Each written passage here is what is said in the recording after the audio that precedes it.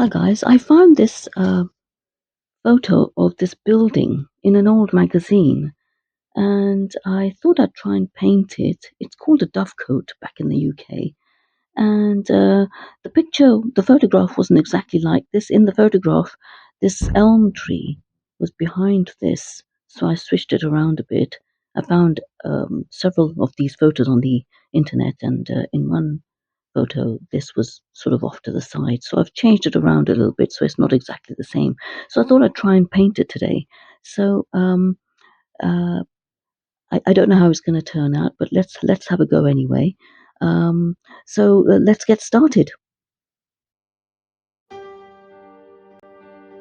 So I start off by wetting down the sky with clean water, and then whilst that's wet, I drop in and lay down a wash of ultramarine blue using my Hake brush, which is the Winsor & Newton 1-inch Hake. And then once that's done, I take my 3/4 inch aquafine flat and start lifting out clouds.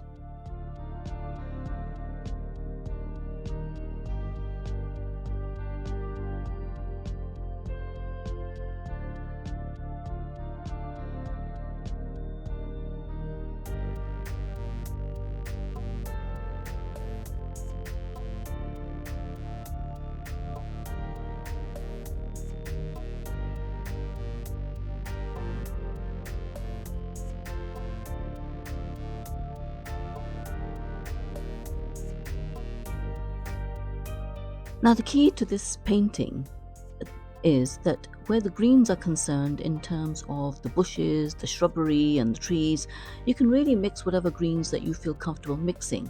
For this particular painting, now what I'm doing here is I've made a mixture of deep green, which is the equivalent of hooker's green, with burnt sienna for the dark trees just near the wall there. And then whilst that's still wet, I take a yellow ochre and again deep green to make a sort of a light olive green but with a bit more water in it, to give the suggestion of trees behind this particular bush here and that big tree on the right. So really it's really what greens you are able to mix and that you're comfortable mixing with. Now for the for the left hand tree, I've done exactly the same mix as the yellow ochre and the deep green, a watery mix, but then I've added some darker accents with deep green and burnt sienna towards the base.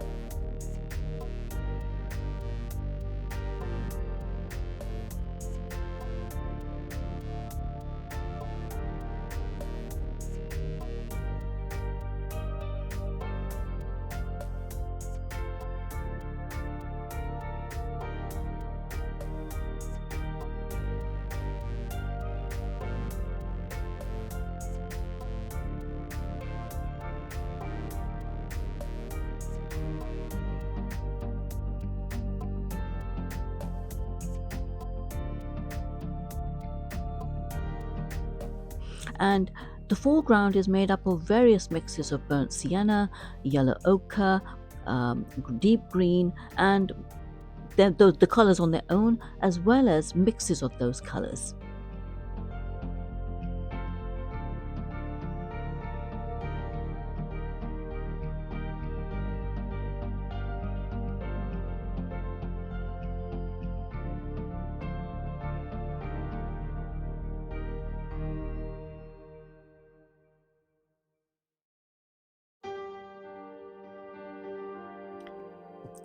Then I work on the dovecote, and for that I take a small round brush and I wet the whole of the bottom part of the building.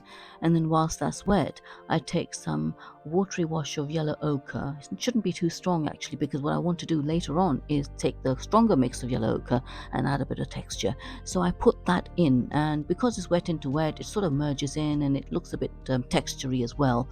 And whilst that's still wet, I take some burnt sienna and I add more burnt sienna to the right hand side of the building because it's curving in, and that's where the shadow is, it looks like anyway from the photo.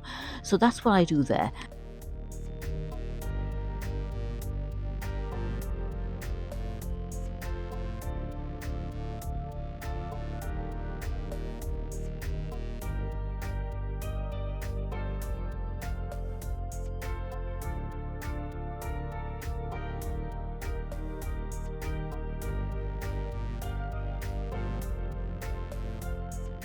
And that's while that's still wet, I also add a bit of a texture.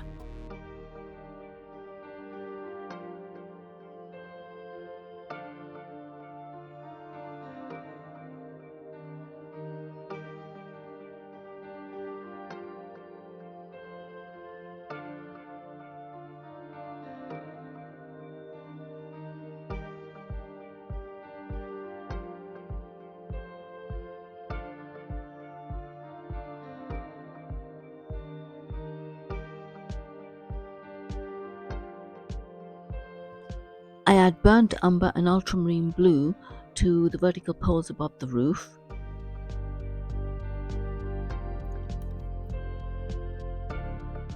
Now the walls on either side of the dovecote that you can see there are the same as the walls of the dovecote, which is yellow ochre. So what I've taken is a very watery wash of yellow ochre, and I'm putting it across the whole of the walls there.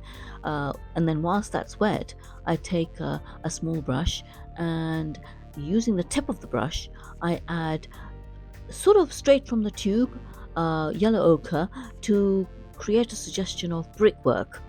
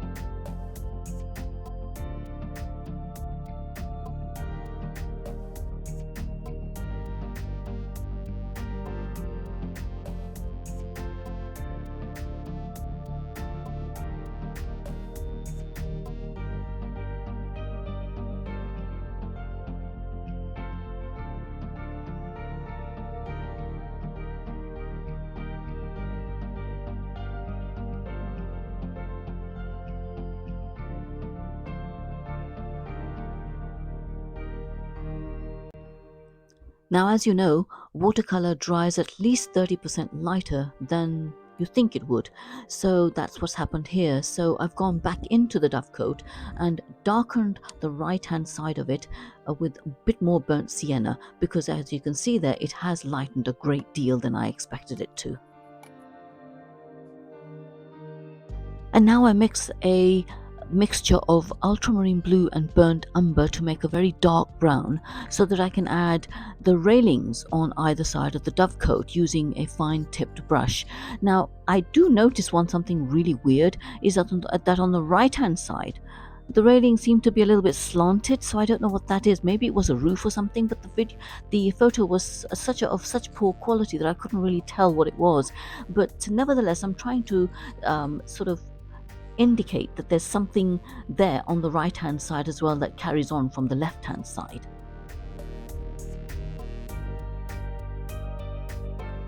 Now on to the first tree on the right. And now this tree, the trunk is actually covered by ivy, and for this I'm using a texture brush that I made myself by using a pair of scissors and cutting up another brush that I had. It was a cheap brush anyway, so I wasn't really too bothered by it. And I've taken a mixture of yellow ochre and deep green, a sort of a light yellow ochre, light deep green, because what I want is to add more yellow ochre to it. And I'm using a stippling action to lay down the trunk of that tree. And I use exactly the same procedure for the second tree, but I also go into both trees and create some darker accents within the trunk, so that it looks like there's some in shadow. And for this I use ultramarine blue and burnt sienna, and a mixture of ultramarine blue and deep green, which is again the equivalent of hooker's green.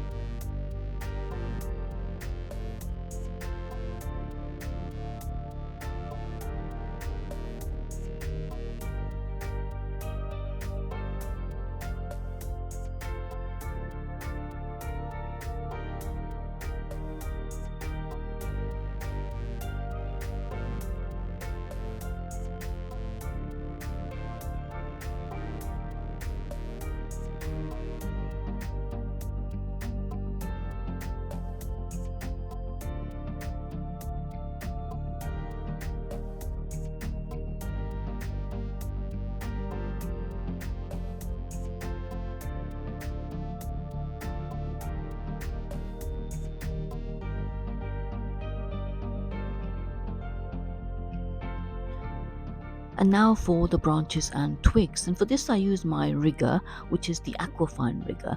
And I make a mix of ultramarine blue and burnt umber, quite dark in fact.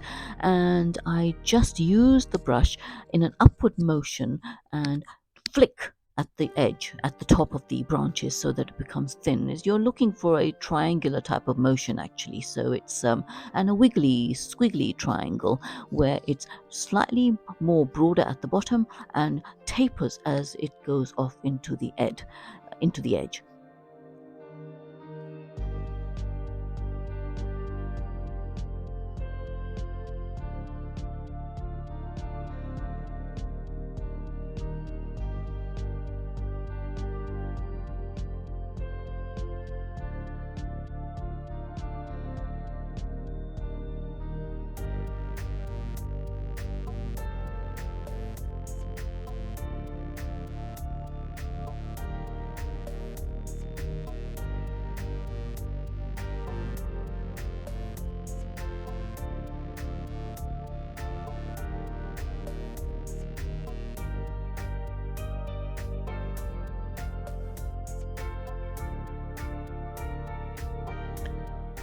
And I do exactly the same thing to the big tree on the left.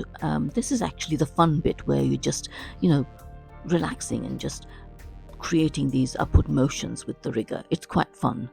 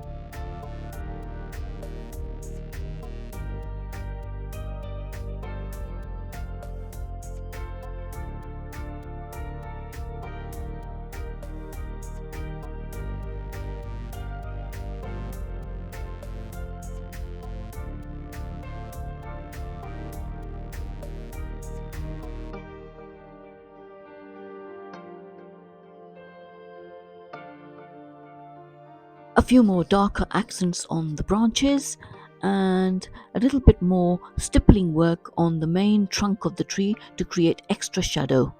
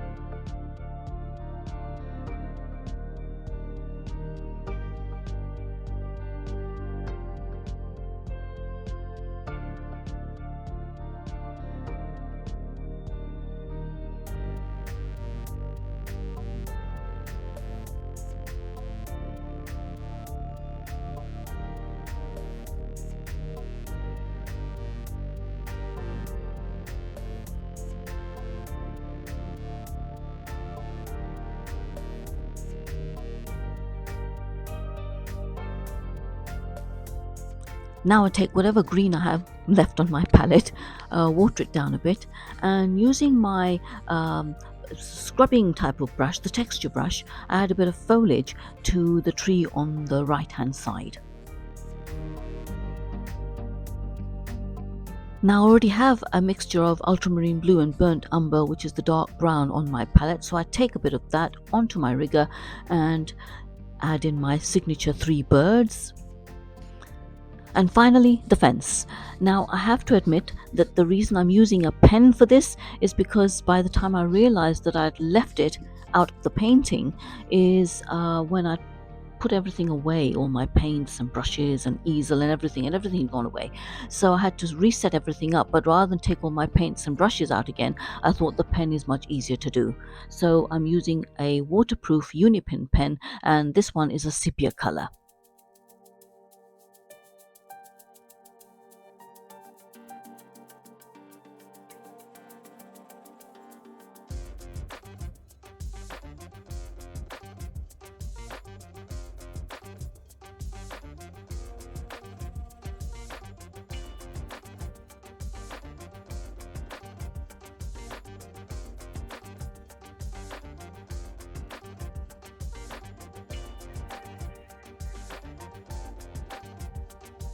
So here's our final painting. I do hope you liked it and you enjoyed watching the process. Do have a go. This is very simple. I mean, really, you're just mixing a very basic color of yellow ochre and deep green to get this olivey color. And this one's a little bit darker with a bit of blue added. So it's really quite simple. All you do is just stipple it on in broad strokes using a splayed brush. It's very, very simple. Do have a go and let me know what you think in the comments section. Do consider subscribing as well, and don't forget to give this a thumbs up as well. Thanks very much for watching, and I hope to see you next time. Thank you.